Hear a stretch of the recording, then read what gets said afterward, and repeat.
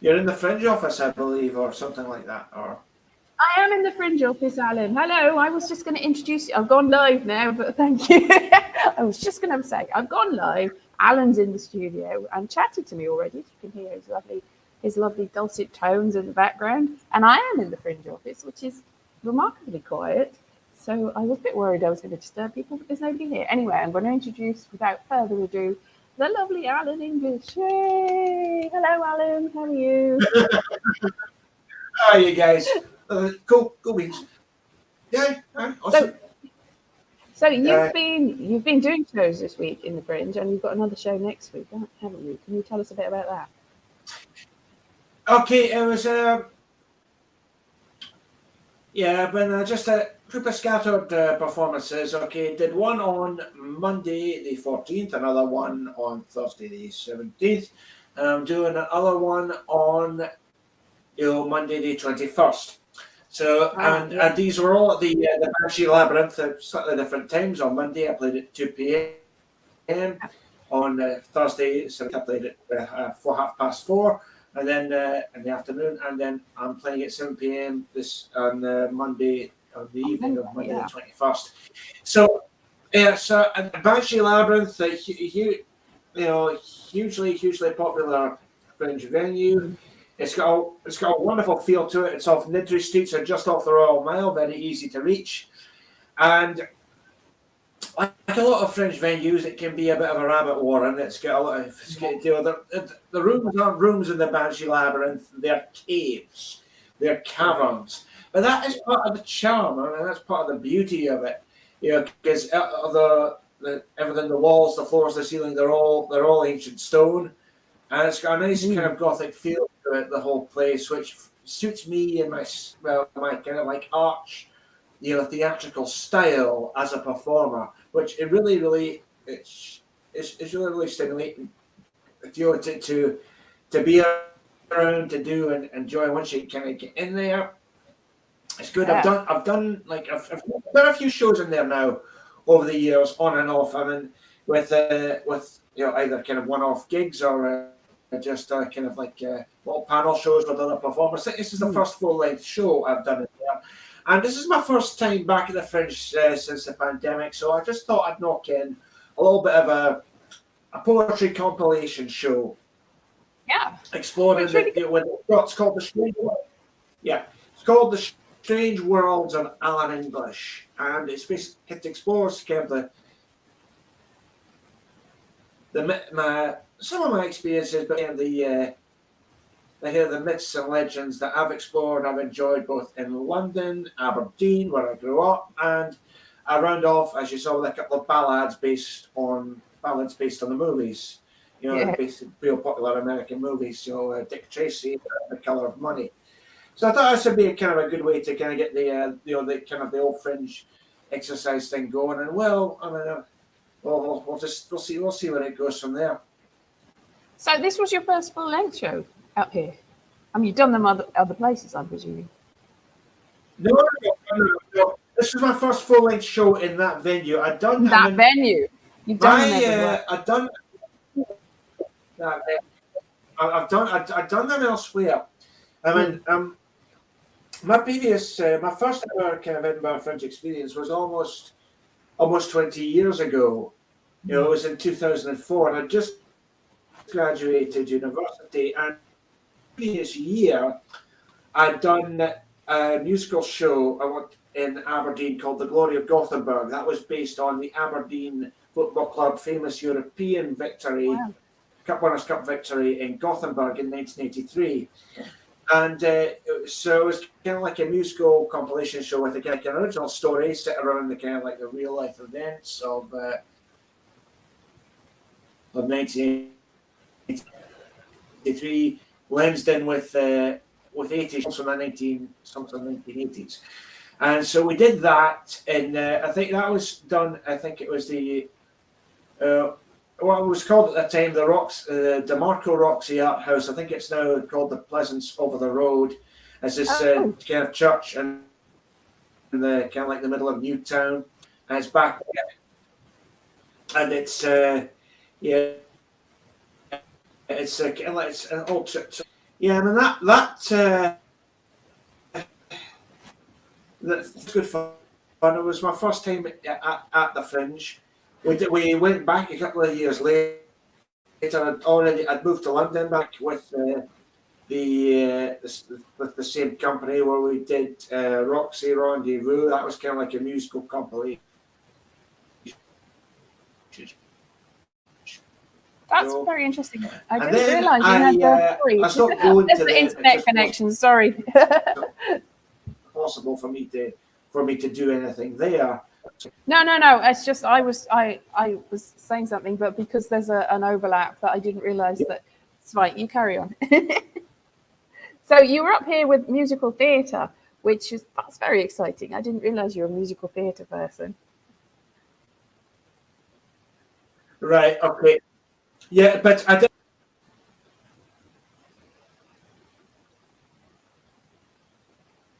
I could visit for 20 years, do some shows for the summer. So I arranged to do a solo show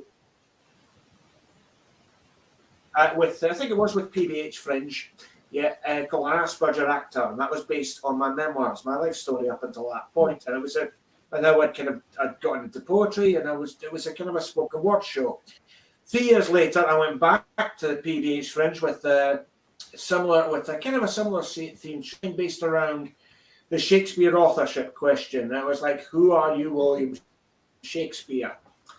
And it's kind of exploring the origins and the evidentiary basis for the Shakespeare, which is a subject I'd really got into and really enjoyed. Kind of exploring, because I'm a kind of a huge Shakespearean fan, and I've done Shakespeare. In a few years when I was at the Fringe, I did a show. This was with another Fringe festival. I worked with another Fringe brand as well. And there's a lot of them going about. Another Fringe brand. It was a show about autism, and I did that with a kind of an ensemble company for a few years, and that kind of folded in on itself on 2019 after it was quite a successful few years. We did it from 2017 to 2018, and it was in a lot of ways, I have to say, my best Fringe experience so far, because previously with those, I'd be kind of lucky to pull in like 3 or 4 people. This autistics ensemble show where we had umpteen different different performers, different promoters, and we're able to kind of, and it said something about the kind of the need for collaborators doing.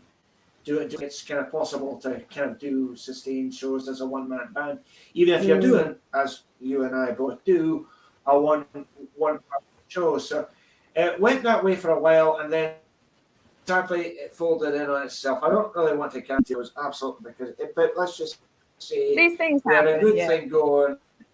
It get followed up by internal divisions.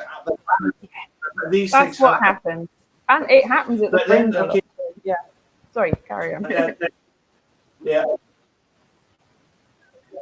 I know. I mean, I remember at the time, actually, because I did actually get up to Edinburgh, and at that time, at August, in 2020, and it was like walking around London at that time, because when London initially hit, I was walking around London a lot of the time just to kind of stay fit.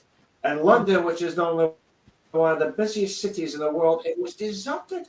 The same with Edinburgh.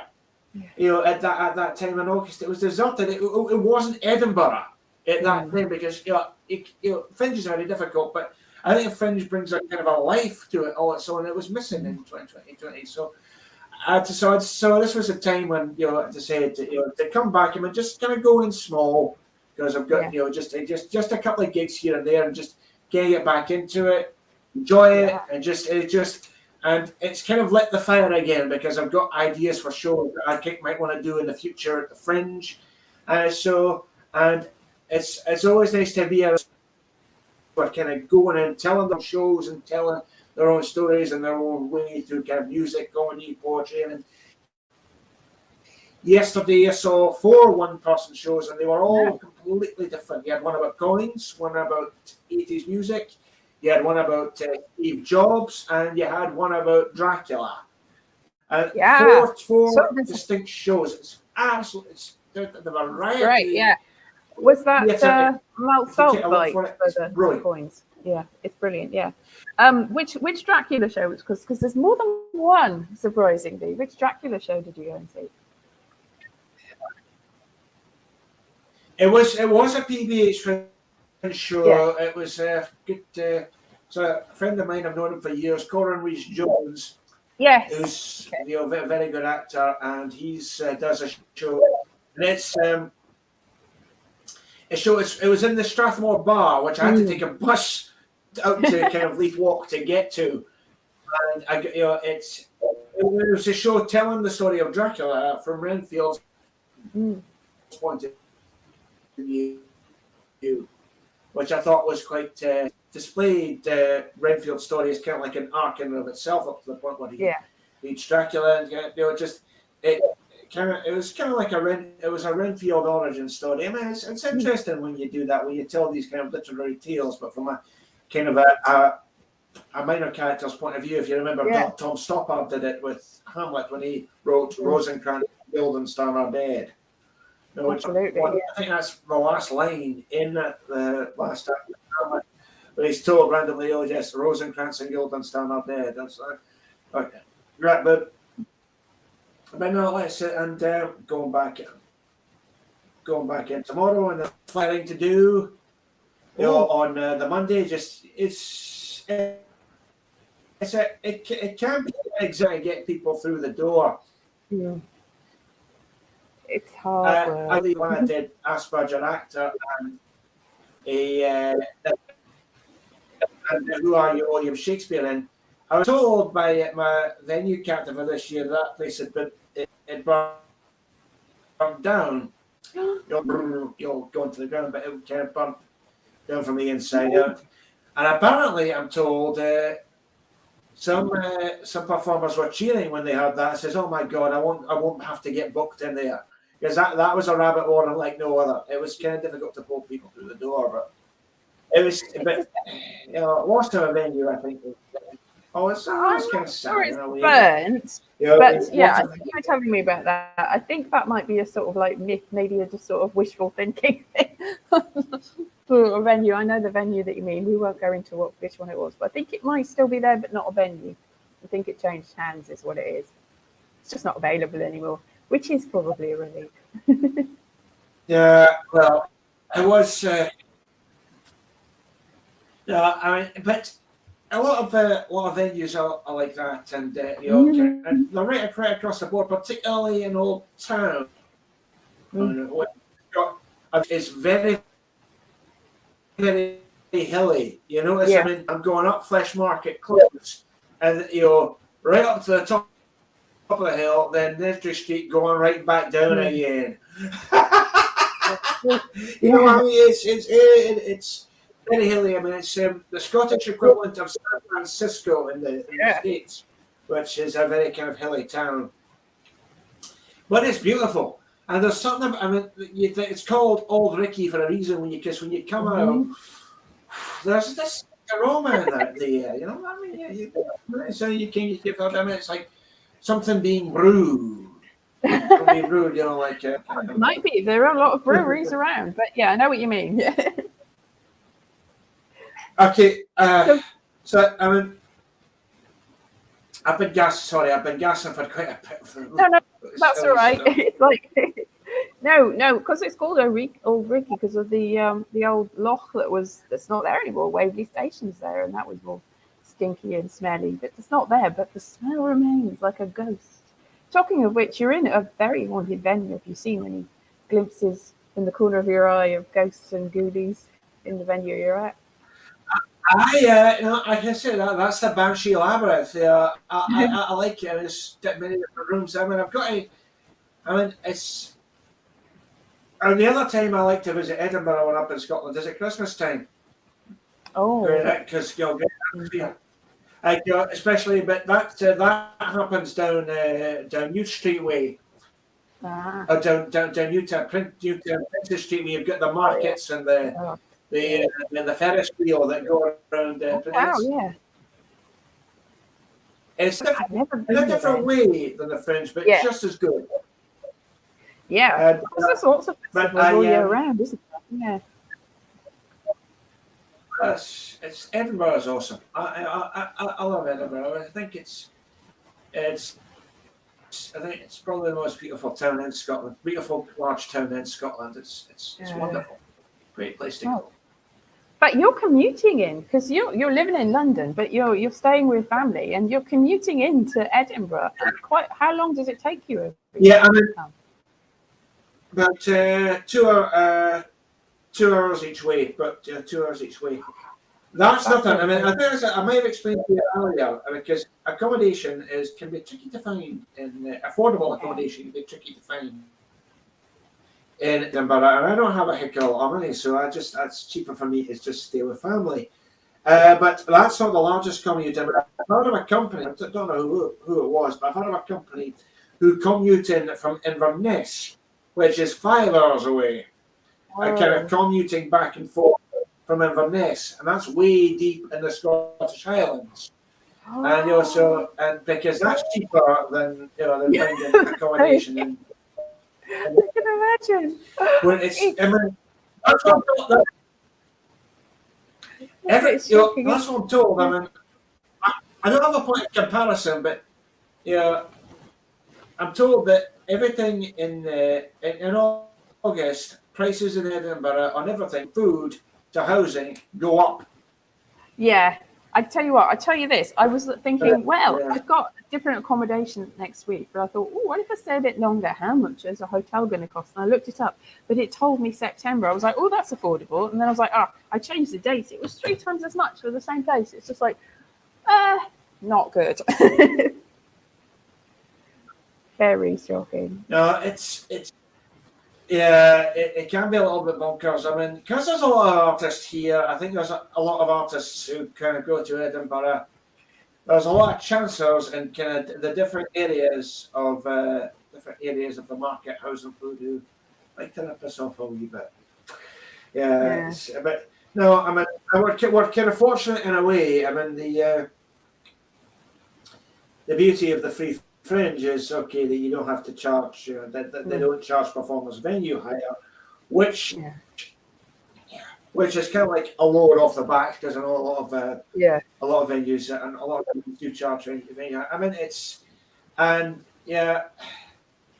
I can say this, I mean, they kind of like the ethos of the whole Fringe, but I think the free Fringe in particular. I just remember that 4-letter phrase: "Don't be a dick." Yeah. Absolutely. So just be respectful, and I think the vast majority of people, performers or not, actually do follow that. I mean, you're always going to get the odd, I suppose, but it's everyone who kind of comes. Most people who kind of come to Edinburgh at this time kind of know what they're getting in for. If you go on the Royal Mile, you will get fired. You will be fired to death. You will come out of the mile literally buried in flyers and leaflets for shows. That's to be expected. That is part of the fun. And if you don't like it, bloody don't go ahead about it. But if you did, if you go there, just expect it. And we can have no flyers. Some people accept, some people refuse. Most people are all fair politics. That's not interesting. You take it in good spirits, and you're messing.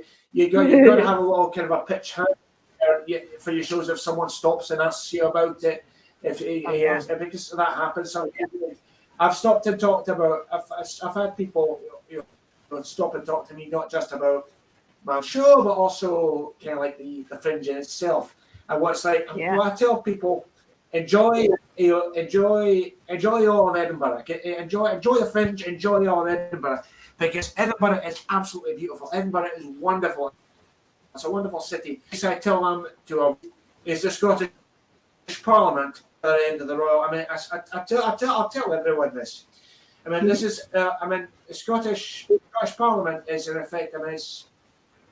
I'm no fan of Scottish politics at the minute, but especially I thought the actual election, Scottish Parliament building itself. I have been in there, but if I've. It was a travesty. I mean, it was the hugely expensive travesty. Oh. Spent a lot of money. I think about 400 million. What is a very, very ugly building? 400 million build the Scottish Parliament building, and my 8-year-old godson could do better with his set of bric-a-brac. I swear. I'm not saying. I'm not serious. I mean, I never understood why they couldn't use a traditional Scottish building. Why they had to go? Well, they have everywhere else, don't they? Yeah, I mean, including. I saw this at the time. 80 grand on a disc. 80 grand on a single disc. That's quite a lot. No. Scottish politics is in a. It's in a bit of a state at the moment, but but I always tell the tourists go anywhere you like in Edinburgh, but avoid the Scottish Parliament. Well, you have to go past it if you want to go up Arthur's Seat. Sadly, this is true. Yeah, Arthur's Seat, the Salisbury. Oh man, now you're going. Arthur's Seat, the Salisbury Crag. I remember the first time I climbed that in Edinburgh. That was, I think, late 2016. I got to the top of Arthur's Seat, and I was. You relate, yeah. Oh, yeah, I was knackered, and then I've done I've gone to the very edges of the Salisbury Crags. Never do that because it's very dangerous. It's very kind of tricky. But I'm going around and I think it was. I think I was wearing kind of very flat-soled shoes, city shoes, which are not suitable for hill climbing. Oh. And I was going across the bloody. And I was going up Arthur's Seat, and I never do that. For goodness. But when you get there, you get to the top, and it's good weather, and there's lots of good kind of stretches between the Bruntsfield Links is is lovely and scenic. That's in the Bruntsfield, the Meadowfield Links. That's lovely and scenic, and of course the castle. You can't. Oh God, you can't forget the castle. I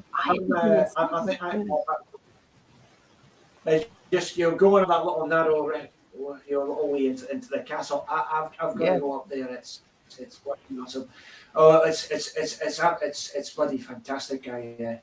Just to kind of the view from there. Of course, the famous 1 o'clock gun. Boom.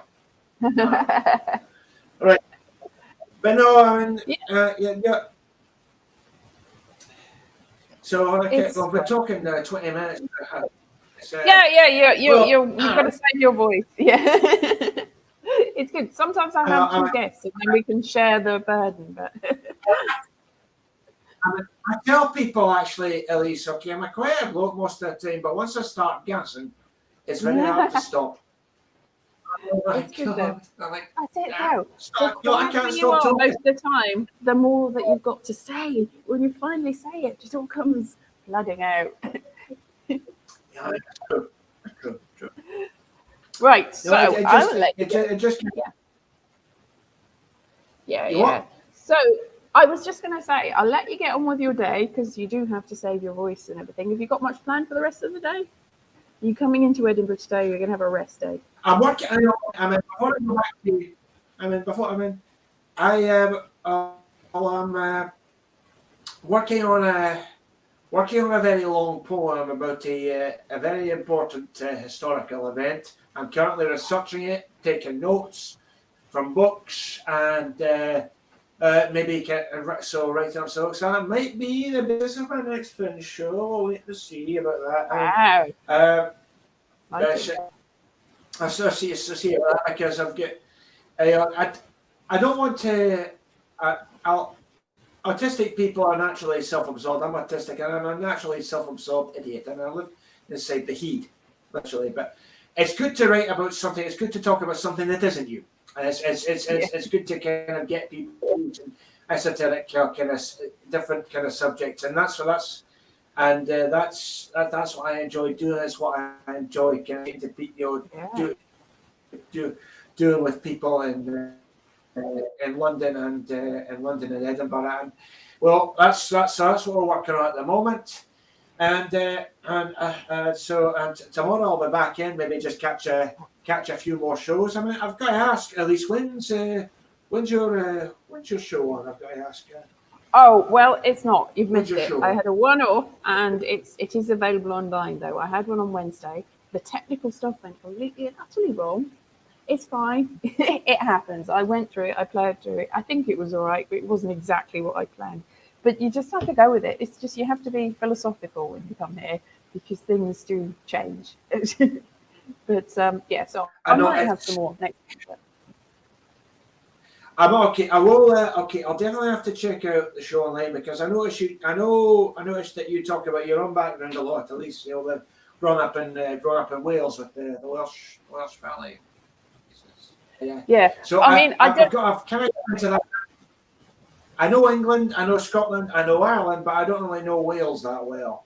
I rushed it. Yeah. I mean, I rushed it a bit, so I missed a lot of the stuff that I meant to say. It was a very curtailed show because I started late. I thought I better get through it quickly, and then I finished early because I just cut too much out. But there is some of it there, so the essence of what it should have been. But it is online, yeah.